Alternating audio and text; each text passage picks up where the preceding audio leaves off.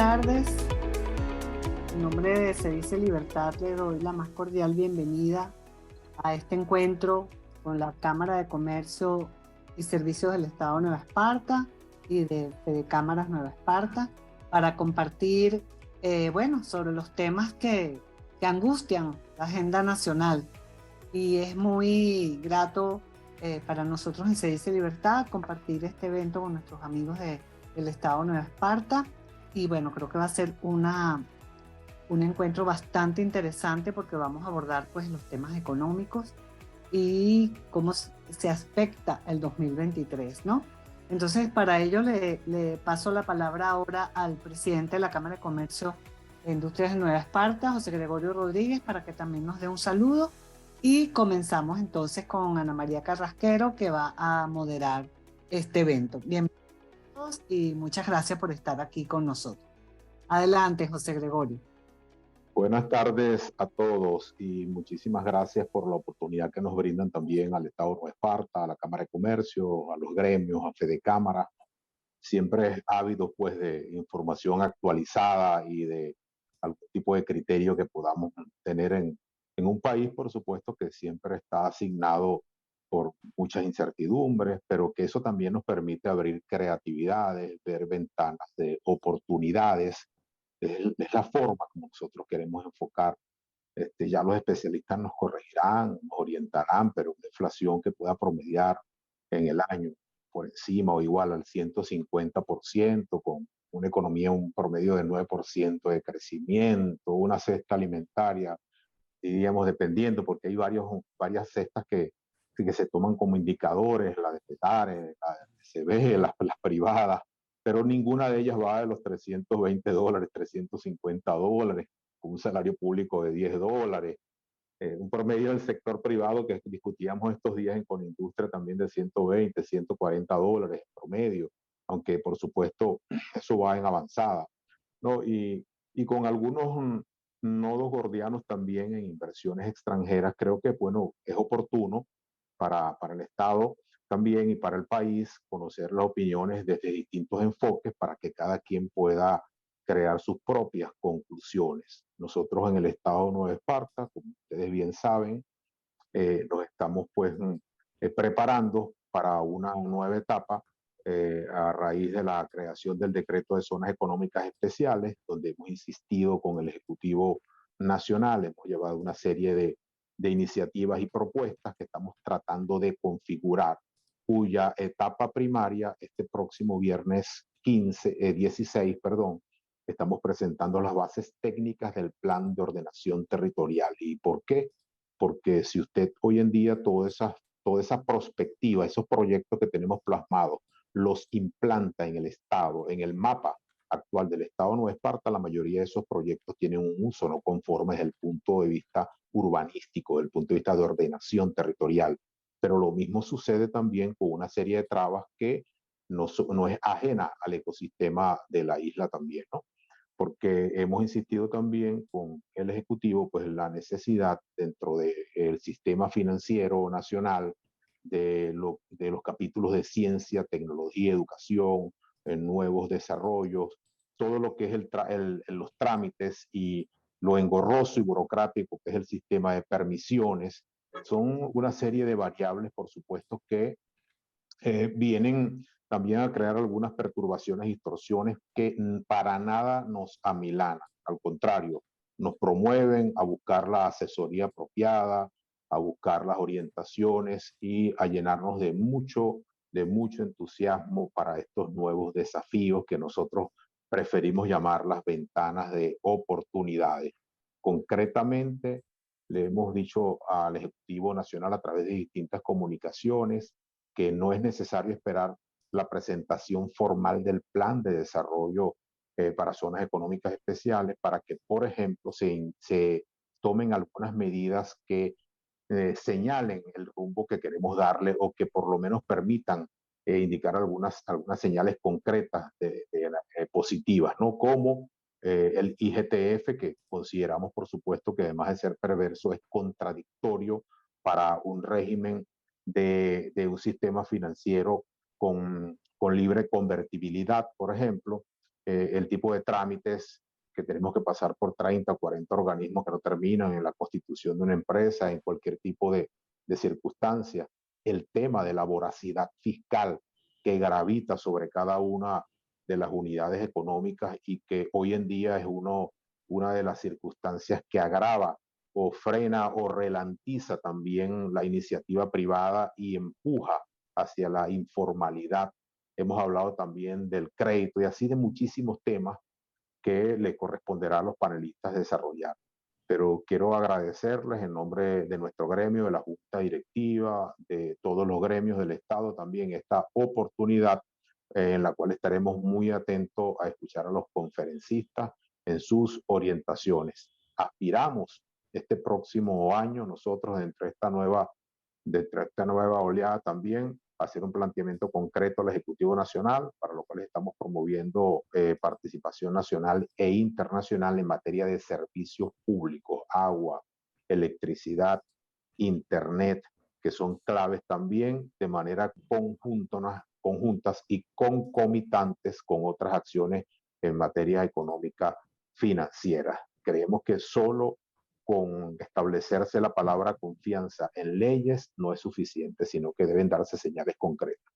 Muchísimas gracias, buenas tardes y atento a la conferencia. Gracias a ustedes, José Gregorio. Entonces, bueno, damos inicio formalmente a la intervención de nuestros expositores. El orden de palabra va a ser primero Óscar Torrealba. Él es economista, investigador y coordinador de la inflación método de CICE Libertad. Tendremos luego a Henkel García, que es ingeniero, experto en finanzas y director de Albus Data. Y para finalizar, a Litzay Guerrera, que es economista y experta en temas de investigación y además investigadora de CICE Libertad. La dinámica es que cada uno de nuestros expositores va a tener 15 minutos para desarrollar su intervención.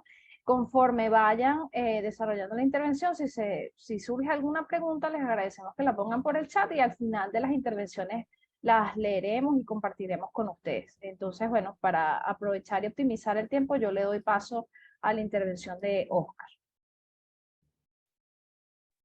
Muchísimas gracias, Ana María. Muchísimas gracias a CEDICE por estos espacios para discutir, bueno, qué nos depara en el año 2023, concretamente para la economía venezolana. Saludo a Henkel y saludo a Lixay, grandes economistas a quien también les tengo mucho aprecio.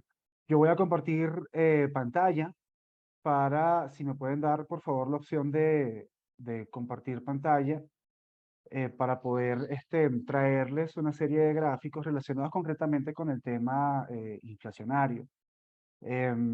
Concretamente los datos que estamos nosotros levantando a través del Observatorio de Gasto Público de CEDICE Libertad. Recordemos que el Observatorio de Gasto Público desde el año 2017 está levantando información importante en materia de precios y esto nos permite a nosotros tener estimaciones sobre el comportamiento de la inflación en la economía venezolana. Y no solamente eso, sino que a partir de este año hemos ampliado incluso la muestra de que nosotros tenemos para poder ofrecer a la ciudadanía una data mucho más robusta y mucho más confiable en materia de precios, así como información relevante sobre el estado de Valencia y estado de Maracaibo adicional a la ciudad capital. Sigo sin poder compartir pantalla, no sé si me pudieran dar acceso para compartir la pantalla y poderles mostrar estas gráficas que bien traigo para esta exposición.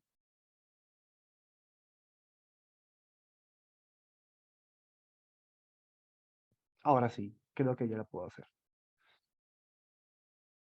Bien, entonces vamos a comenzar esta breve exposición. Tan solo tengo 15 minutos para traerles estos datos que son realmente relevantes.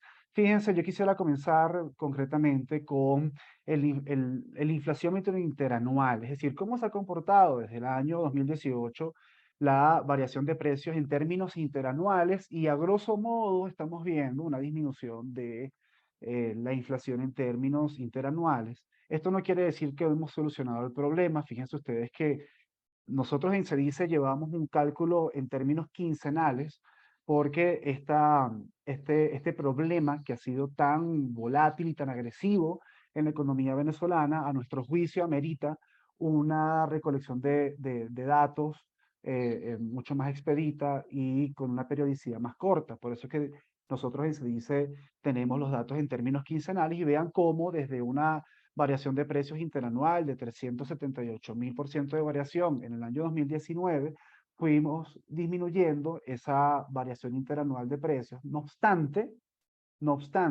vean cómo se genera aquí un quiebre justamente al 15 de agosto del año 2022. Y si bien recuerdan las personas que nos están escuchando, en agosto de este año se presentó un aumento pues bastante vertiginoso del tipo de cambio, hubo un desajuste que ya vamos a hablar sobre ese tema. Lo cierto es que a partir de agosto del 15 de agosto de este año, estamos viendo un quiebre digamos que, no solamente el quiebre, sino un cambio de tendencia que puede generar serias alarmas. Y esto nos lleva a ciertas reflexiones, y me atrevo a comentar que la mayoría de mis colegas de enero a junio del año 2022, de este año, habíamos estado proyectando una inflación por debajo del 150, incluso muchos proyectaban una inflación por debajo del 100%, y vean cómo este cambio de tendencia que se genera justamente a partir del 15 de agosto comienza ya a proyectarnos con una inflación al finalizar el año 2022 por encima del 200%. Entonces, esto nos lleva a ciertas reflexiones y es que en definitiva no podemos confiarnos en que la tendencia va a permanecer así, en que se van a realizar las políticas correctivas suficientes para poder salir del problema inflacionario, que si bien no estamos en este punto, ¿no? En 378.000% de inflación en términos interanuales, una inflación, y aquí tenemos data actualizada se dice, una inflación al 30 de noviembre de 173% en términos interanuales, sigue siendo un gran problema y sigue siendo de gran preocupación. Y fíjense que aquí les traigo la misma data, pero desagregada por años. Tenemos la inflación neto interanual, y esto para que puedan observar con mayor detalle el cambio de tendencia que hemos estado sufriendo a partir del 15 de agosto, lo que ha registrado la inflación metro de CEDICE a partir del 15 de agosto. Si bien durante el año 2019 vemos una pendiente negativa, vemos una tendencia a que la inflación vaya a disminuir, pues entonces en este año, desafortunadamente, a partir del mes 8, pues hemos estado viendo justamente lo contrario, y esto nos aleja de esa posibilidad de solución de este problema, que es un problema no menor. O sea, el problema inflacionario parte de que genera un desajuste enorme en el sistema de precios de una economía, y esto no permite que los empresarios puedan planificarse bien, no puedan proyectarse bien, no puedan calcular costos bien. Y esto aunado al hecho de que en términos de dólares, y ya lo vamos a ver, también los precios han tenido variaciones significativas. Entonces, si nosotros comenzamos a hablar de un escenario de recuperación, tenemos que tomarnos en serio el problema inflacionario, porque el problema inflacionario afecta enormemente el tema del sistema de precios, y sin sistema de precios no podemos esperar una economía que funcione bien. Vamos a esperar, de nuevo, empresarios que no pueden planificar bien sus costos, que no pueden proyectarse a mediano y largo plazo, y seguiremos teniendo una economía muy enfocada en el corto plazo, y una economía enfocada en el corto plazo es una economía sin capital, es una economía que no proyecta aumentos en el empleo, es una economía que no proyecta aumentos en las inversiones, y todo esto va a dar pie justamente a lo que mis compañeros panelistas más adelante van a exponer. Tenemos acá en este gráfico la inflación acumulada año a año, y vean que en efecto sí, que en comparación, esta línea que ven acá, parte inferior, azul clara, en comparación con los años anteriores, en términos acumulados, obviamente el año 2022 ha tenido una inflación por debajo de el comportamiento de los años anteriores, en términos de nuevo acumulados mes a mes. Sin embargo, de nuevo, fíjense que para antes del 15 de agosto, cuando estábamos aproximadamente el 30 de junio, esperábamos nosotros, cuando la inflación se encontraba en un acumulado de 33% en ese primer semestre, se esperaba que de comportarse los precios, o de mantenerse esa tendencia, Nosotros proyectamos la inflación muy sencilla y es calcular, nosotros calculamos el promedio de inflación quincenal y los proyectamos a esas 24 quincenas y bueno, de mantenerse esa tendencia, de mantenerse esas variaciones de precio en torno a esa media, esperábamos que la inflación cerraba por debajo del 100%. No obstante, al ver este aumento justamente del 15 al 30 de agosto, ya comenzamos a ver una inflación que ya al 30 de noviembre alcanza los 176% y de mantenerse la variación en ese promedio, pues sencillamente esperamos una inflación al cierre del año 2022 por encima del 200%. Entonces, ¿qué ocurre? Que desafortunadamente eh, no se han tomado las medidas necesarias para solucionar el problema inflacionario, se está jugando con el tema de la intervención cambiaria, se sigue teniendo políticas completamente restrictivas y en definitiva esto no está solucionando ningún problema, sino que suma sencillamente más leña al fuego. Es decir, no estamos solucionando el problema de base y esto nos está trayendo problemas adicionales que en definitiva no solucionan el problema y esto al final lo padece y lo sufre es la familia venezolana. Tenemos este gráfico que es bastante interesante, que es el costo de la vida en Venezuela. Nosotros en CEDICE calculamos el consumo promedio para una familia de 3 personas, de 3 adultos, y tenemos acá la estimación tanto en bolívares como en dólares. Y vean ustedes cómo, tanto en bolívares como en dólares, el costo de la vida en Venezuela está aumentando y esto preocupa sobremanera. Preocupa sobremanera porque desafortunadamente un país dolarizado es un país que está huyendo de la inflación. Un país dolarizado son personas que están comenzando a pensar en dólares, que piensan en dólares, que digamos que las funciones del dinero las trasladan a los dólares y, o no obstante, vemos que desafortunadamente el costo de la vida en Venezuela ha estado aumentando significativamente. Y para colocar solamente un ejemplo y ser más ilustrativo, al 30 de noviembre de este año, el consumo promedio de una familia de 3 personas para un conjunto de bienes de 61 bienes y servicios. Ese consumo promedio monta a los $530. $530 solamente para 61 bienes y servicios, consumo promedio.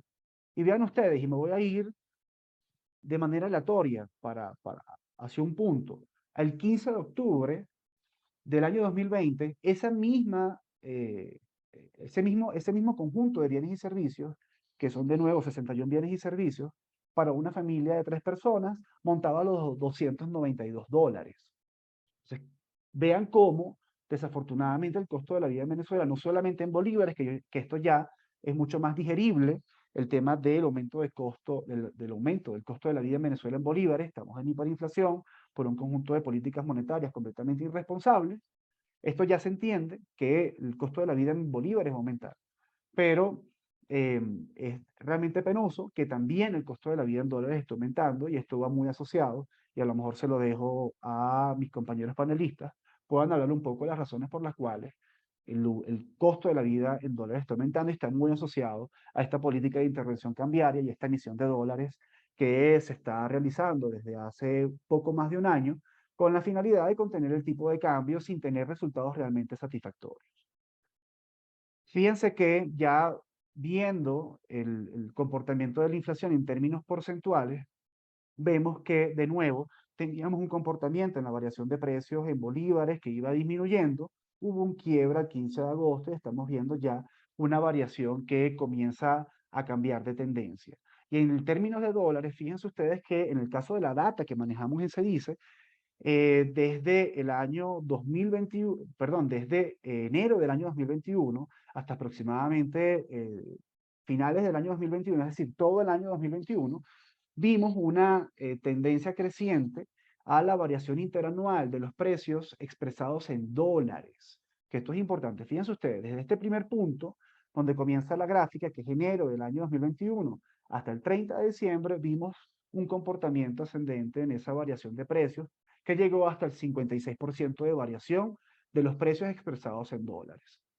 Durante el año 2022, esa variación ha ido disminuyendo, sin embargo, de nuevo vemos otro punto de quiebre para octubre del año 2022 y hemos visto cómo la interanual, incluso en términos de dólar, también ha aumentado y actualmente monta los 30.6% de variación.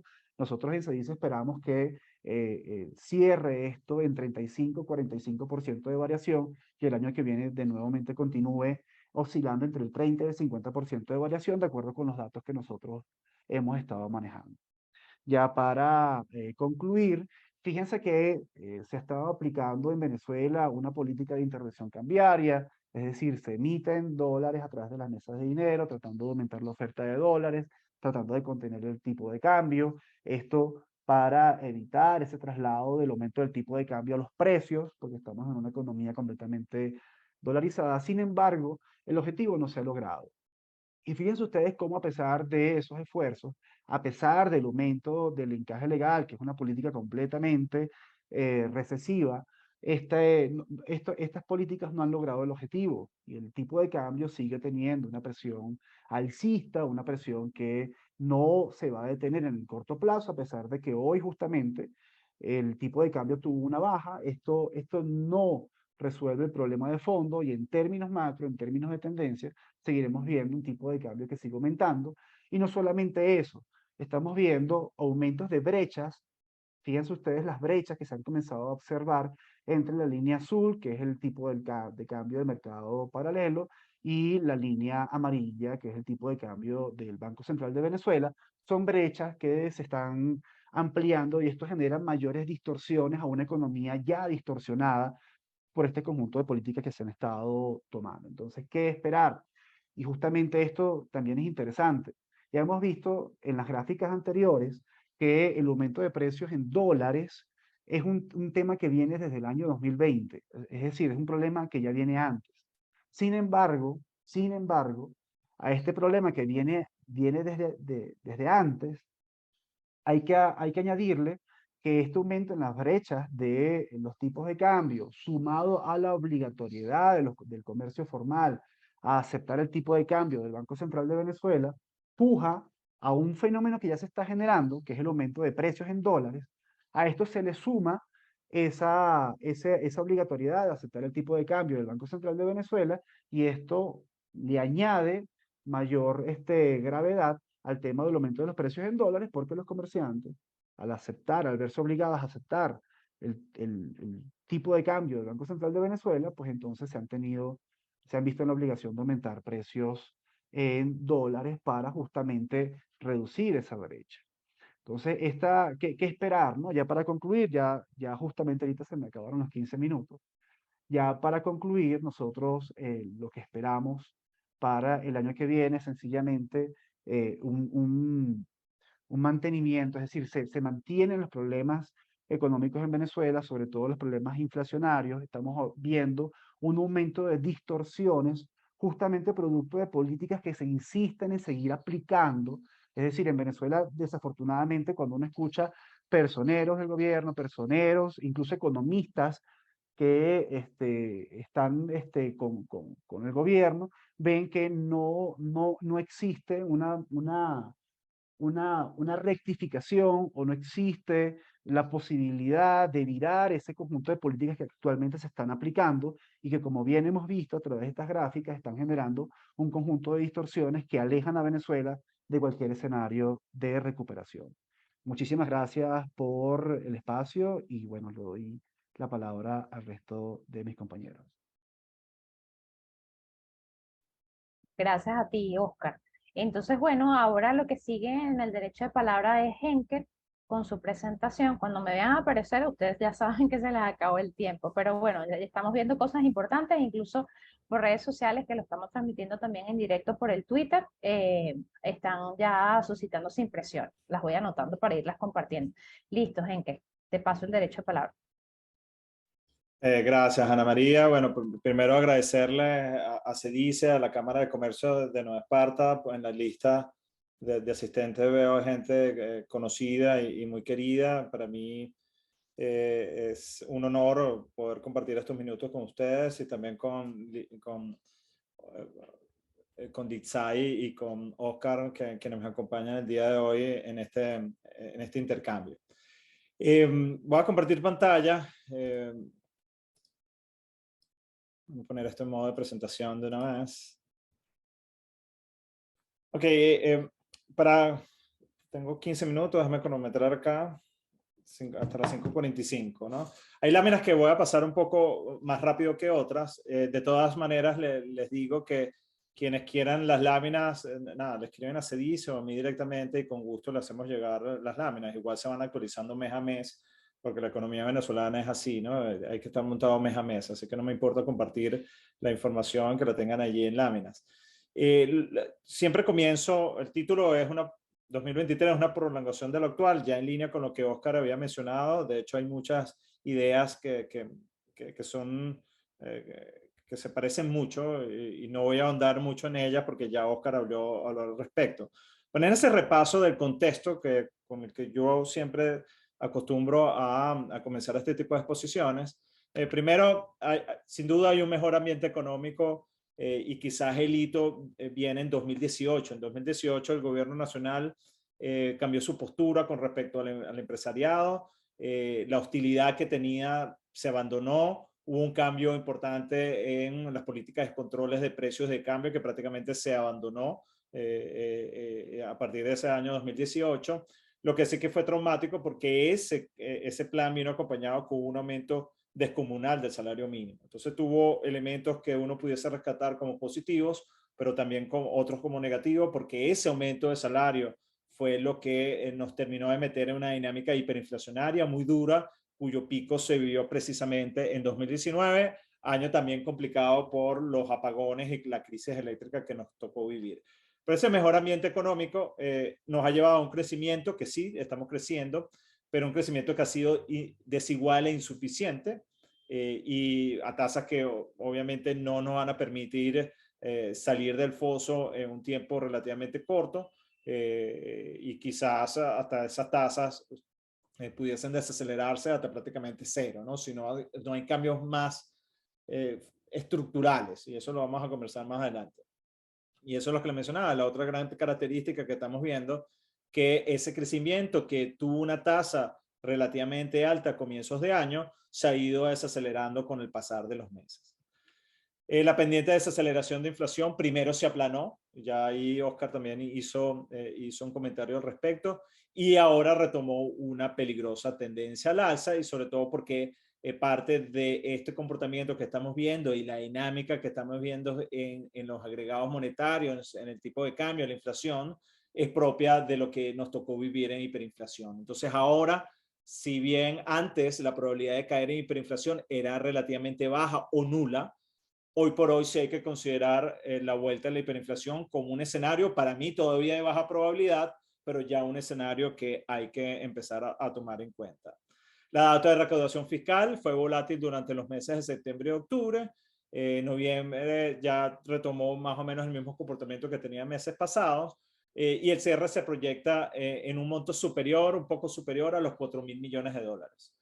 Sigue siendo un monto bastante bajo para las necesidades que tiene Venezuela, pero cuando se hace la medición en dólares es mucho mayor de lo que habíamos tenido en años pasados. Eso lo vamos a ver más claramente, una forma más clara en láminas que vamos a ver en gráficas.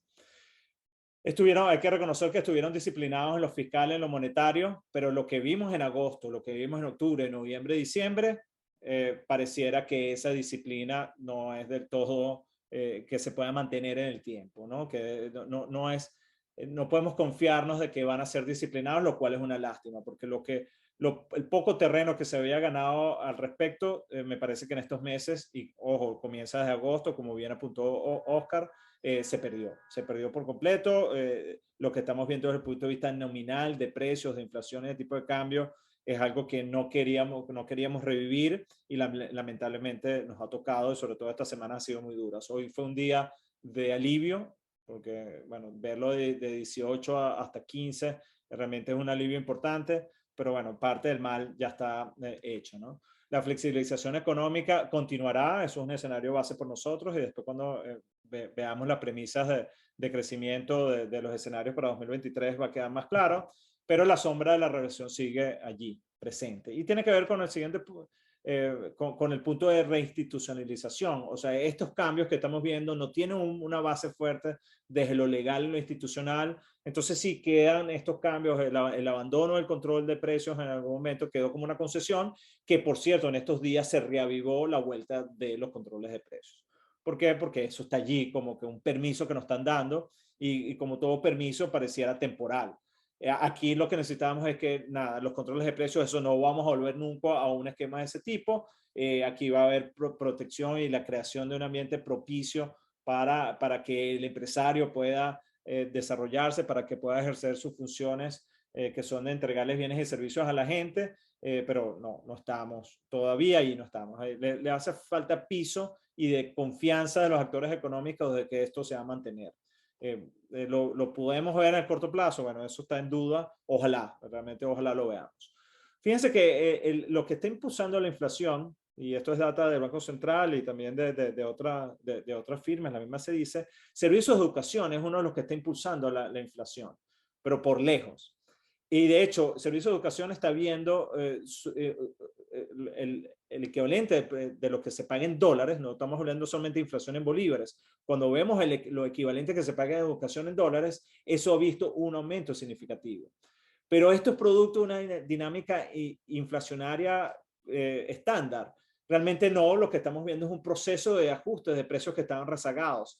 Uno de los servicios que estaba más rezagado era servicios de educación, y para mí eso es lo que, o para la firma, es lo que está realmente impulsando esta variación de precios en dólares. No solamente es ese factor, pero sí hay que tomar en cuenta lo que este rubro en específico está haciendo en lo que es nuestros gastos en dólares, pero que bueno, que eso es un ajuste que tenía que ocurrir en algún momento y lo estamos viendo. Pero bueno, ya una vez que ajuste esa influencia que tienen los precios, tanto en la parte en bolívares como en dólares, irá cediendo con el tiempo. Entonces, esto, la discusión de la inflación en precios en dólares, creo que es mucho más compleja y hay que meterle un ojo por eso, porque hay un proceso de rezago, de corrección de precios relativos que todavía estamos viviendo. Y ojo, nos falta todavía precios por corregir. Falta el precio de la electricidad, que todavía no se paga por electricidad en buena parte. Las empresas sí están pagando, pero los hogares todavía no estamos pagando el precio de electricidad, y hay otros servicios como el agua y también la telefonía celular, sobre todo los planes básicos que están controlados. Y para mí esos son tres grandes áreas en las que pudiésemos ver un aumento de precios en dólares y también que impulsen la parte de inflación en bolívares. El crédito se recupera, pero a un ritmo muy lento, eso lo vamos a ver. Y hay que tomar previsiones para el pago de impuestos sobre la renta de 2022, que se paga en 2023, porque una inflación más desacelerada, a pesar de que está aumentando, va a ser mucho más desacelerada de lo que vimos años anteriores, y esa dilución de pago de impuestos es prácticamente el único efecto positivo que uno puede ver de la inflación, es que bueno, también los impuestos se diluían. Bueno, ese efecto no va a ser tan notorio de cara al pago del ejercicio 2022 que se hace en 2023. Esta es la gráfica, no voy a hacer mucho énfasis porque ya Oscar trabajó esto. Esto es la gráfica de variación semanal de agregados monetarios. Aquí vemos cómo los agregados monetarios en las últimas semanas y sobre todo los últimos 2 meses hemos visto aumentos importantes en base monetaria, que es la creación de dinero del Estado, y que a través de esa variable se puede hacer un seguimiento, un proxy de lo que es la inyección de gasto público. La semana que cerró el 2, solamente esa semana aumentó la base monetaria 23%. En agosto fue el otro mes en el que vimos un gran aumento de base monetaria de 36%. Ya sabemos qué pasó con el tipo de cambio en agosto. Bueno, lo que hemos visto en octubre y noviembre es un fenómeno parecido, donde el gasto público está siendo financiado con emisión monetaria del Banco Central de Venezuela y la presión que eso ejerce en el tipo de cambio y también en los precios finalmente, dada que la economía o la influencia del dólar que tiene en la fijación de precios en Venezuela. Y hay que recordar que esto pudiese ser picos más pronunciados, pero en esta oportunidad el gobierno decidió fraccionar el pago de aguinaldos, lo que ha hecho que, bueno, que sí, esto haya sido distribuido en el tiempo, pero siguen siendo tasas de crecimiento de los agregados monetarios muy altas. Bueno, aquí vemos la variación de 4 semanas. Este es el pico que estamos viendo en las últimas 4 semanas. Si tomamos como referencia la última data que publicó el Banco Central de Venezuela, en esas últimas 4 semanas la base monetaria había aumentado casi 50%. Eso es mucho. Eso es suficiente como para crear lo que estamos viendo, el desastre que estamos viendo en tipo de cambio y en precios. Pareciera, o yo pensaba que ya eso era de estos males que habíamos superado, o estas prácticas de parte del gobierno que habíamos superado, pero bueno, después de lo visto en agosto y estos meses, pareciera que es claro que la retomaron. Esto es otro en línea con lo que decía Oscar. Lo peligroso es el cambio de tendencia. Fíjense que los agregados monetarios tienen un comportamiento igual que la misma inflación, un proceso de desaceleración, un proceso de aplanamiento, y lo que estamos viendo es la retoma de una tendencia al alza, que yo no quiero vivir, y me imagino que todos ustedes no quieren vivir. O sea, volver a caer en un periodo hiperinflacionario, aun cuando hoy tenemos la dolarización como una tabla de salvación, para decirlo de alguna manera, para defendernos de la hiperinflación. Yo no quiero pasar por eso, y creo que la mayor parte de los venezolanos tampoco. Cuando vemos la liquidez monetaria llevada a dólares, o sea, no liquidez en dólares, sino la liquidez en bolívares llevada a dólares, vemos que está estancado, que es lo mismo que pasa con la misma economía. O sea, está pasando algo que esa discusión es muy rica, no la vamos a dar en estos minutos, pero algo pasó a partir de abril, donde el crecimiento de la economía empezó a ralentizarse, donde esa sensación de que falta algo más para que esas tasas de crecimiento se mantengan altas, algo pasó que llegamos como una especie de techo, donde ya el ritmo de crecimiento se frenó y empezó a desacelerarse. Y eso lo estamos viendo en los mismos agregados monetarios, cuando lo ves en términos reales o cuando lo ves en términos de dólares. Cuando ves también el comportamiento el ingreso, el salario del venezolano equivalente en dólares, vemos también un proceso de estancamiento. Entonces, esta realidad está allí, es una economía que le hace falta algo más, y que el gobierno está en busca de dar ese algo más,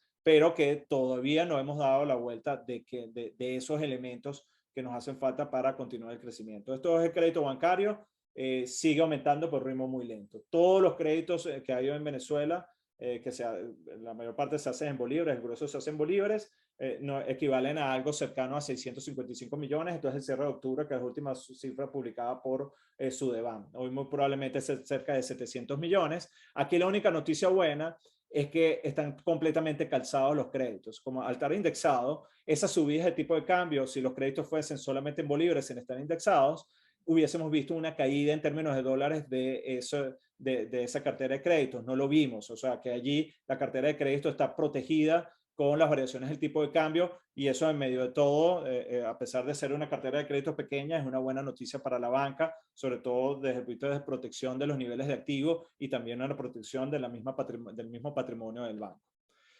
Estas son las tablas de inflación. Esta es la tabla de inflación mensual para las tres instituciones que llevan, entre otras tantas, BCB, CEDICE y el Observatorio Venezolano de Finanzas.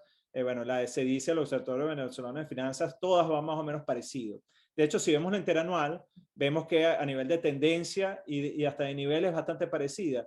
Y fíjense que CEDICE tiene una tendencia muy parecida a la misma Banco Central y también al Observatorio Venezolano de Finanzas, lo cual llaman aquí para destacar la labor de CEDICE llevando precios, que empresas que están haciendo una labor interesante y muy útil para la gente. Y la ventaja que tiene el inflaciómetro de CEDICE con respecto a las otras firmas es que la está recogiendo quincenalmente. Entonces, cada 15 días la gente puede saber cómo va el ritmo de precios, no solamente la parte de bolívares, sino también la parte de dólares.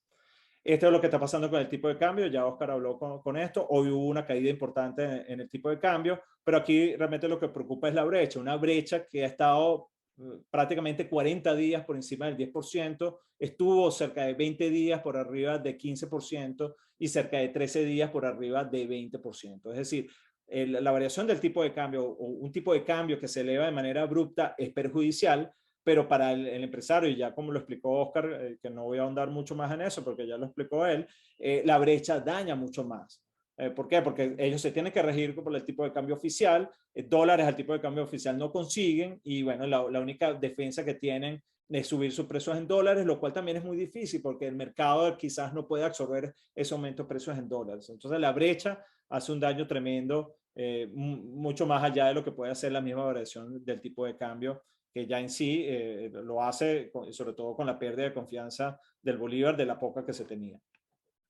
Bueno, esta es la brecha, 40 días seguidos, lleva por encima de 10%, hoy un día que se agrega más, ¿no? Porque hoy la brecha, si bien disminuyó bastante, todavía está por encima de 10%. Esta es la recaudación, ya para ir cerrando, porque me quedan como 2 minutos. Esta es la recaudación fiscal, que esta es la variación real, después de un periodo larguísimo de crecimiento se estancó. ese crecimiento. En octubre tuvo un crecimiento muy bajo, en noviembre más o menos se recuperó. Si vemos la recaudación en términos de dólares, vemos que la de 2022, como les decía, en términos de dólares es mucho mayor de los años anteriores. O sea, aquí sí hay que hacer una acotación importante que tiene que ver también con la corrección de precios relativos en dólares. El poder de compra de 2017, el dólar de 2017 es muy superior al de 2022. O sea, si en términos de dólares hoy se recauda más, estos dólares muy probablemente no compraban tantos bienes y servicios como los de 2017. Esa acotación me parece que es importante. Ya para ir cerrando los escenarios que tenemos planteados para 2023, en el escenario base, el gobierno mantiene su apertura económica, consigue el reconocimiento de algunos países y abandona atenuadamente el aislamiento internacional, una estabilización y leve mejora en los servicios públicos, pocos avances en lo institucional, porque no lo vemos en el escenario base, la oposición sigue fragmentada y un avance marginal. Esta lámina está hecha previo a lo de Chevron, ¿no? Pero es algo que anticipamos. Avance marginal en las licencias de los FAC, leve recuperación de la producción petrolera. En el escenario pesimista, el gobierno revierte parte de su apertura, se aísla más en lo internacional de cara a las elecciones presidenciales, adelanta las elecciones, no solamente las presidenciales, sino también las pautadas para 2025, ningún avance en lo institucional, la oposición sigue fragmentada y a una ausencia de flexibilización de sanciones. Este es un escenario muy parecido al de Daniel Ortega, ¿no? A Nicaragua.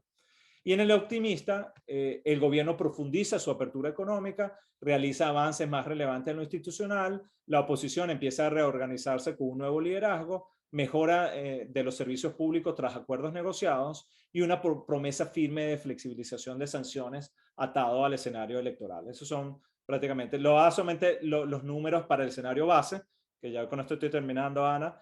El pesimista y el optimista se lo dejamos a los clientes, pero bueno, el escenario base, un PIB con un crecimiento de 4 o 6%, un consumo de 5 o 7%, con una inflación de 150 a 200% y un tipo de cambio que probablemente cierre el próximo año entre 38 y 45. Esto está recién ajustado, porque lo que vimos en noviembre y diciembre nos llevó otra vez a plantearnos las proyecciones de cara a 2023 y tiene un ajuste importante hacia el alza. Ya para terminar, bueno, este es el crecimiento de PIB y cómo nos dejaría las proyecciones hasta 2023. Entonces, fíjense que esta tasa de crecimiento no nos sirve para poder llegar a los niveles de 1998 o los 2013, que es el punto antes de toda la debacle económica, nos llevaría muchísimos años con este ritmo de crecimiento, porque esta pendiente no nos sirve, hay que decirlo. Para finalizar, se necesita mucho más para mantener altas tasas de crecimiento y tiene que ver mucho con lo institucional. Una verdadera reinstitucionalización es parte de lo que necesitamos, sin lugar a dudas. Oye, ¿el gobierno estará dispuesto a avanzar hacia esa reinstitucionalización? Esa es una duda que todavía tengo, que no puedo aclarar. Ojalá avance hacia ello. Probablemente veamos algunos cambios institucionales, pero no serán suficientes. Y dejamos lo peor de la crisis atrás. Bueno, ahí sí va a depender de todos nosotros, ¿no? Además de lo que podamos hacer como empresarios, lo que son empresarios o como trabajadores, va a depender también de nuestra labor ciudadana y creo que allí todavía tenemos mucho que dar. Así que con esto finalizo y muchísimas gracias a todos. Gracias, Henkel. El cierre es muy parecido a ti, porque transmite además que no simplemente estamos a la deriva en el mar, sino muchas de las cosas que tenemos que hacer, bueno, tenemos que obrar y operar en ese sentido. Entonces, bueno, ahora le doy la palabra a Litzai para que haga su exposición. Muchísimas gracias, María. Bueno, un gusto compartir en la tarde de hoy con los colegas panelistas y con las personas que están conectadas. Voy a compartir pantalla para, bueno, comentar algunos datos importantes acerca del tema de inversiones extranjeras, sobre todo que ha sido un tema bastante, por así decirlo, pues conversado en los últimos meses. Voy a detener mi cámara para apoyar a la fluidez de los datos y posteriormente la estaré reactivando.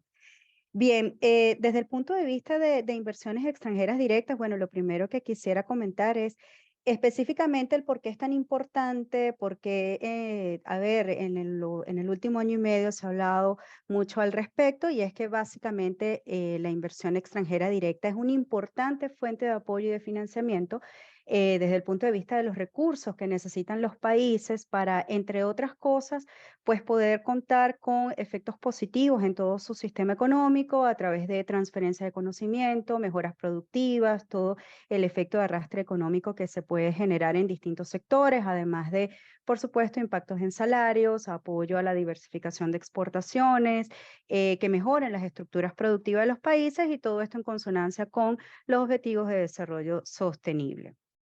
La inversión extranjera directa, de acuerdo a una evaluación que hizo el Organismo de las Naciones Unidas para Comercio y Desarrollo en el periodo 2010-2020, fue reconocida como la principal fuente externa de financiamiento para las economías en desarrollo. Eso es un aspecto muy importante porque estamos hablando precisamente de esa inversión que es canalizada a través de las empresas transnacionales, que precisamente van a otras latitudes para buscar establecerse.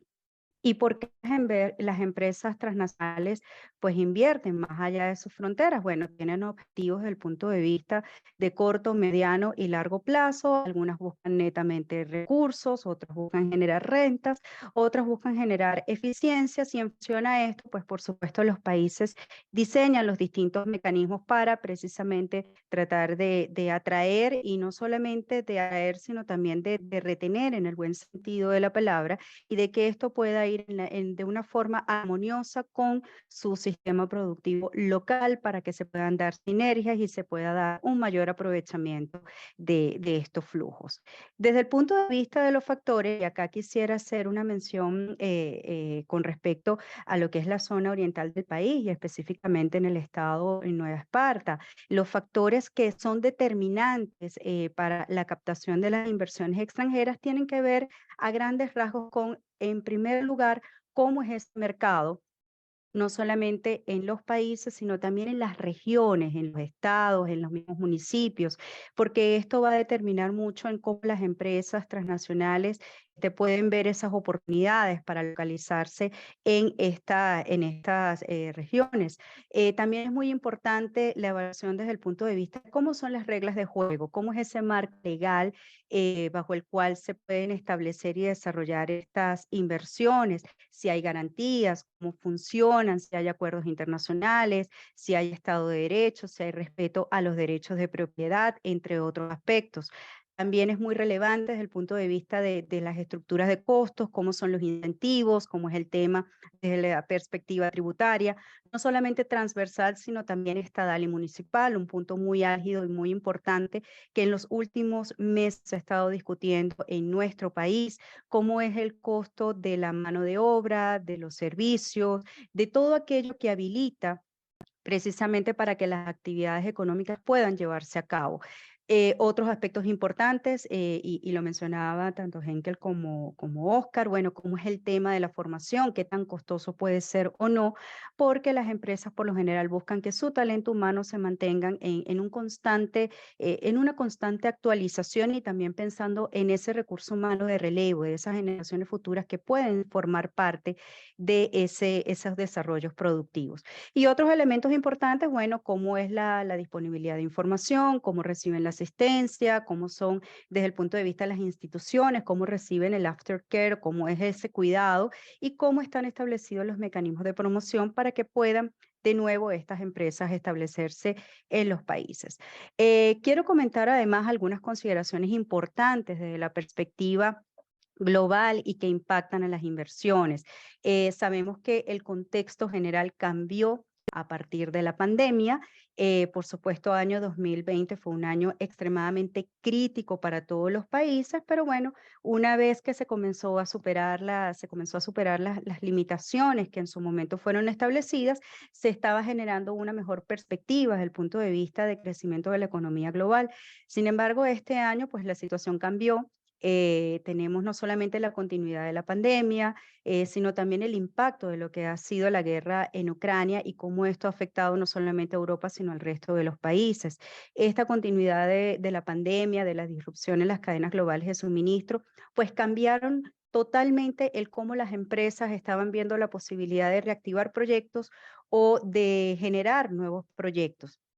Otros elementos que también han preocupado desde el punto de vista a nivel de las inversiones extranjeras ha sido precisamente la sostenibilidad de la deuda en los países, las preocupaciones por la tendencia de la inflación. En el caso particular de Venezuela, pues como ya hemos visto, sigue siendo un problema que data ya de años, que logramos superar la hiperinflación, pero que todavía nos mantenemos con los elementos estructurales que precisamente generan que esta tendencia siga siendo de una alta inflación y eso afecta, por supuesto, las decisiones de las empresas para estas eventuales inversiones que realizan más allá de sus fronteras.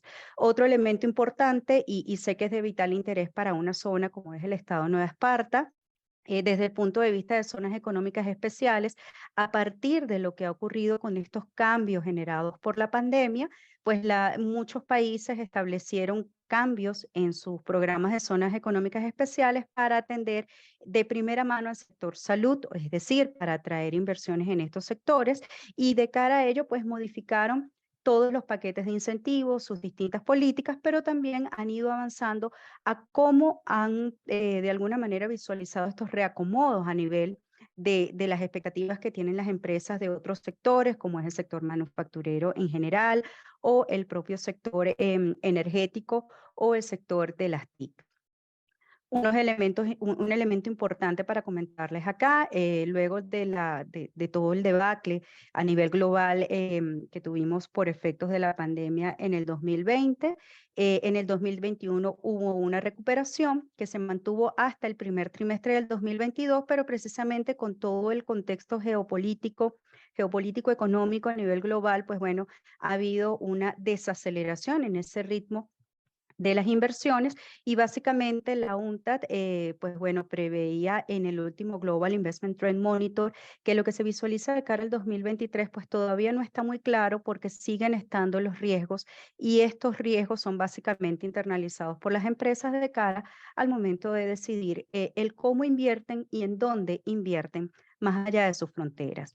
¿Y cómo ha estado en medio de este contexto Venezuela como captador de esos flujos de inversiones? Bueno, acá les comparto la información más actualizada desde el punto de vista del reporte global de inversiones de la UNCTAD, en donde, bueno, nuestro país no está en ese top 20 a nivel de grandes captadores. A nivel de grandes captadores han estado países desarrollados y países en desarrollo. Desde el punto de vista de nuestra región, solamente México y Brasil son los que, digamos, tradicionalmente han estado en este top 20 como principales captadores de inversiones extranjeras. Y desde el punto de vista de más cercano, es decir, quiénes de nuestra región son los que están capitalizando más los flujos globales de inversiones, bueno, seguido a México y Brasil, pues han estado posicionados Chile, Colombia, Argentina, Perú, inclusive Guatemala ha tenido un reposicionamiento importante, al igual que Costa Rica, República Dominicana y Panamá. ¿Y qué ha pasado con Venezuela? Bueno, lamentablemente nuestro país históricamente no ha sido un gran captador de inversiones extranjeras. No hemos logrado capitalizar en una serie de más allá de una década, más allá del 2% de nuestra región y del 1 punto y algo a nivel de Sudamérica, porque es que al final nuestro país compite con el resto de los países de la región en esta tarea de captar inversiones. ¿Hacia dónde se han concentrado desde el punto de vista de sectores? En una data que va desde los años 90 hasta el primer semestre del 2017, última data disponible de lo que fue la Superintendencia de Inversiones Extranjeras. Mayoritariamente se fue o estuvo enfocado a la industria manufacturera, seguido de lo que es el sector de transporte, almacenamiento y comunicaciones.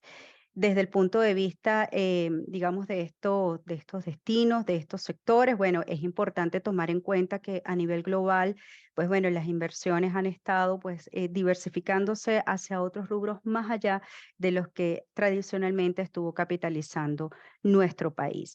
País que además, de acuerdo a una evaluación que hizo la UNCTAD en el año 2011, pues mostraba un índice potencial de atracción bastante bueno comparado, por ejemplo, con otros países como países del Mercosur. Nos encontrábamos muy bien posicionados, pero lamentablemente desde el punto de vista de lo que es esa atracción efectiva, sí nos encontrábamos en unas posiciones un poco más alejados que el resto de los países de nuestra región. ¿Y a qué se deben estos elementos? Bueno, básicamente, lamentablemente no hemos podido tener mejoras importantes en aquellos aspectos que son parte de esos elementos decisorios de las empresas transnacionales. De acuerdo a los índices de competitividad, lamentablemente no hemos podido mejorar en ese performance desde el punto de vista de elementos como institucional, elementos como burocracia administrativa, y de acuerdo a lo que fueron los reportes del Doing Business, el estudio haciendo negocios del Banco Mundial, pues nuestro país lamentablemente no presentaba como las mejores condiciones desde el punto de vista de esa facilidad para el establecimiento de negocios.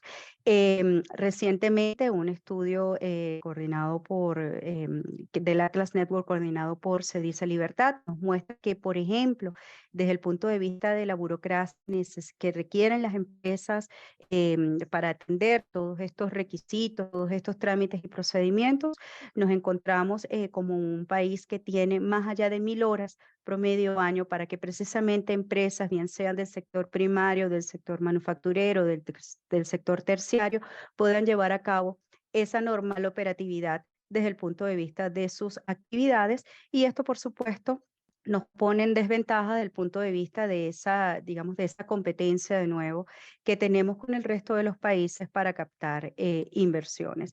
Y además se debe decir que esto también afecta a lo que es las inversiones nacionales desde el punto de vista de lo que podemos de alguna manera también visualizar y tener en este contexto. ¿Cuáles son los elementos en concreto desde el punto de vista de la captación de inversiones extranjeras para Venezuela?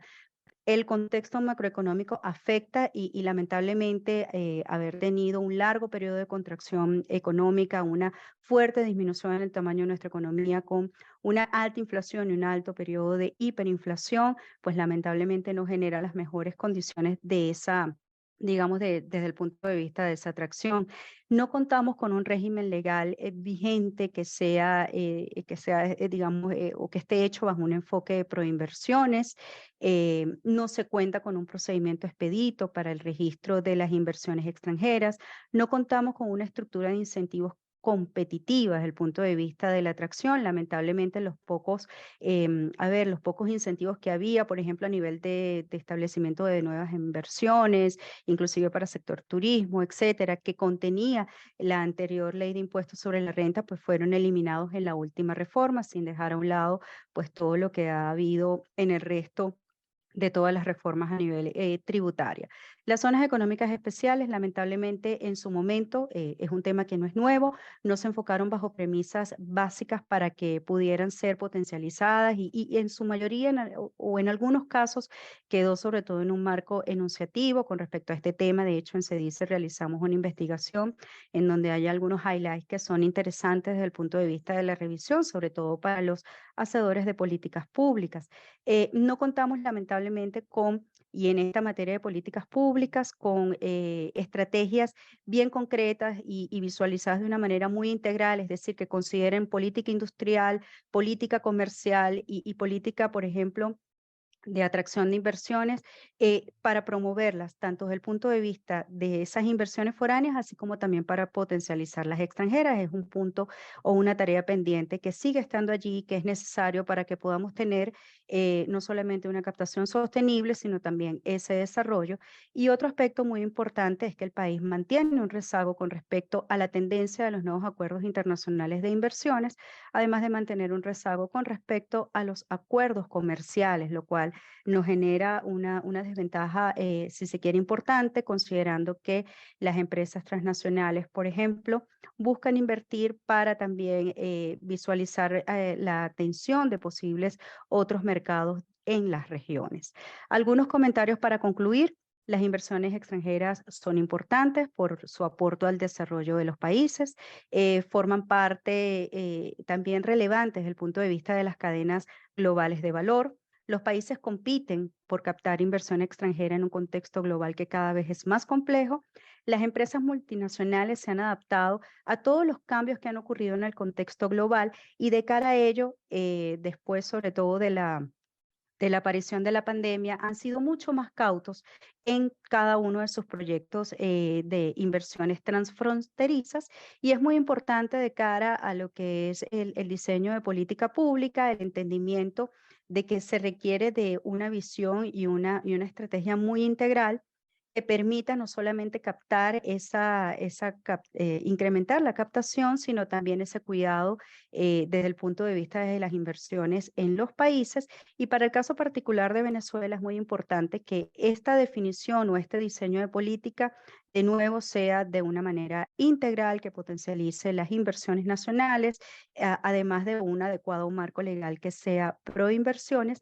Y llevándolo ya al aspecto más regional, es muy importante también determinar cuáles son los aspectos que de cara a nuestras regiones, es decir, a nuestros estados y a nuestros municipios, es necesario poder acometer, es decir, qué se necesita de acciones, tanto desde la perspectiva pública como desde la perspectiva privada, que permita entonces poder generar esa consolidación de la fortaleza que tengan las regiones, pero atender también cuáles son aquellas debilidades que debemos entonces identificar como los espacios de mejora para que en nuestras regiones se pueda precisamente potencializar este establecimiento de inversiones, potencializar también lo que son las inversiones nacionales, y que en concreto se pueda dar entonces un buen apoyo a ese flujo dentro de nuestro circuito económico.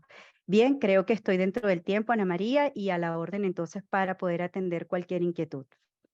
Estupendo, muchísimas gracias, Litza, y además creo que agrega mucho valor en torno a lo que deben ser, digamos, desde el punto de vista de nosotros como ciudadanos pertenecientes a distintas organizaciones de la sociedad civil, que es lo que debe ser nuestro rol en cuanto a la accesibilidad de políticas públicas. Bueno, tenemos varias preguntas. Acá tenemos una en la sala y por redes sociales tenemos otras. Entonces, empezaríamos primero con Oscar. En redes sociales nos preguntan que si ya finalmente se puede hablar de inflación en dólares o no. Yo creo que esto viene precisamente por todo este tema de que originalmente los economistas nos decían no se puede hablar de inflación en dólares, pero bueno, esta es la pregunta que hay, que si se puede o no hablar de que ya estamos viviendo inflación en dólares. Oscar. Gracias por la pregunta. Bueno, este es un tema que también he trabajado con la doctora Andrea Rondón.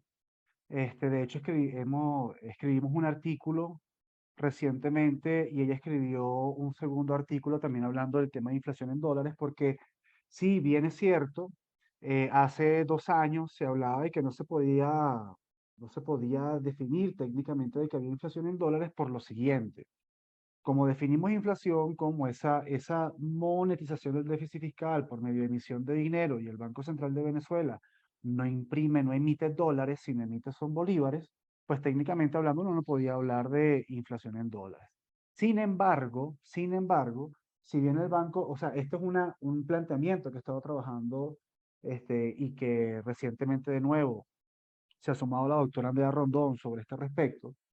Sin embargo, el hecho de que a través de esta política de emisión, esta política de controlar el tipo de cambio a través de esta política de intervención cambiaria, valga la redundancia, ha hecho que se emitan ingentes cantidades de dólares para el tamaño de la economía venezolana.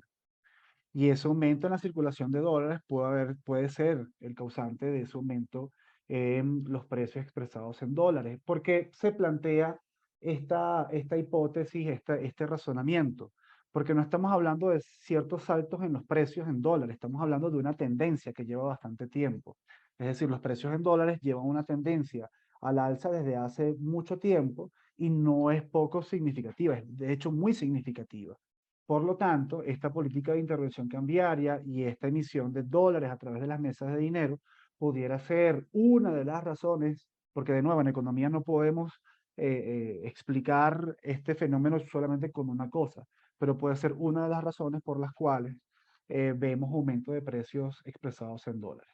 Recientemente, porque a mí me gusta explicar este problema como fenómeno que viene desde hace más de un año y medio, casi 2 años. Recientemente, ese diferencial cambiario y esa obligatoriedad esa obligatoriedad de aceptar el tipo de cambio del Banco Central de Venezuela ha hecho que los comerciantes aumenten precios en dólares, ¿de acuerdo? pero no explica, eso explica, digamos que los aumentos recientes en los precios expresados en dólares, pero no explica los aumentos de los precios expresados en dólares de hace año y medio, de hace un año, de hace 6 meses. Entonces, yo me adhiero a esa tesis de que sí ha existido una emisión de dólares y esto ha tenido un impacto dado el tamaño de la economía venezolana. Entonces, yo sí creo que sería bueno hablar de inflación en dólares porque teniendo en consideración que tenemos una variación de precios expresados en dólares por encima del 30%, hemos llegado hasta el 50% y se estima que el año que viene ronda entre los 30 y 50%, es para preocuparse y es para tomarlo como un fenómeno y como la consecuencia de una distorsión, ¿no? Y esa distorsión parte de esta política de intervención cambiaria, de no querer o de obligar a tener un tipo de cambio que no se ajusta a las condiciones de mercado y que en definitiva genera esta distorsión que estamos mencionando. Gracias, Oscar.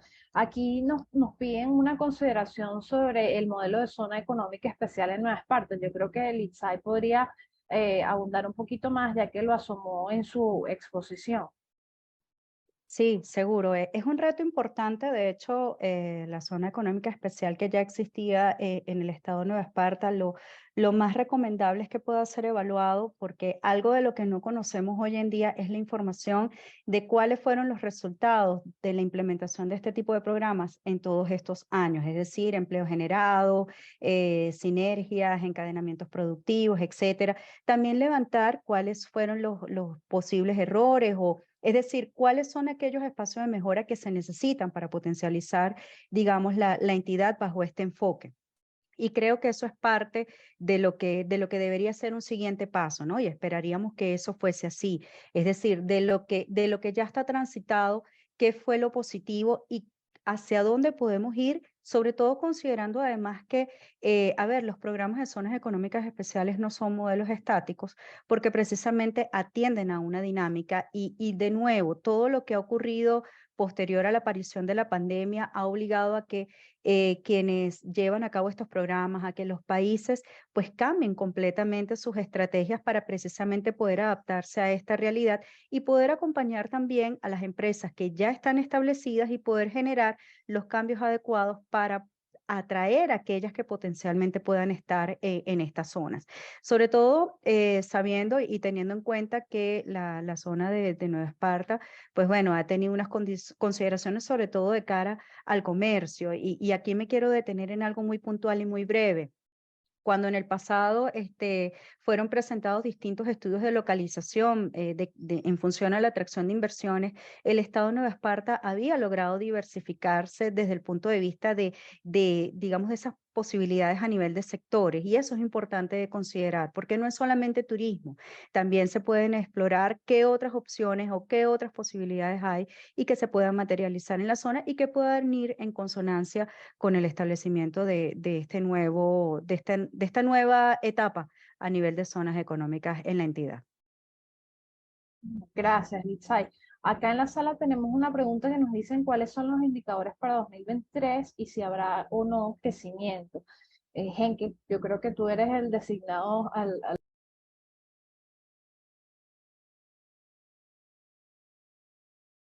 Ok, ahorita sí tengo el audio. Bueno, va a repasar, había una lámina específicamente referida a esa. En el escenario base que nosotros estamos planteando es un crecimiento más desacelerado de lo que va a cerrar 2022. Nosotros para 2022 todavía mantenemos un crecimiento de doble dígito, sobre todo lo que vimos a comienzos de año. Para el 2023 ese crecimiento se va a desacelerar hasta 4 y 6%, en un rango de eso, con una inflación entre 150 y 200%. Un poco más desacelerada de lo que pudiese cerrar 2022, ¿no? Que yo coincido ahí con Oscar, muy probablemente la inflación de 2022 esté cerca de 200%, cuando en buena parte del año se proyectaba que pudiese terminar a doble dígito. Bueno, eso se perdió en agosto y ese va a ser el cierre, una inflación un poco más desacelerada para 2023 y un tipo de cambio que pudiese estar entre 38 y 45 bolívares por dólar, quizá un poco por debajo de esos niveles, pero bueno, siempre es mejor tener una sobreestimación que una subestimación.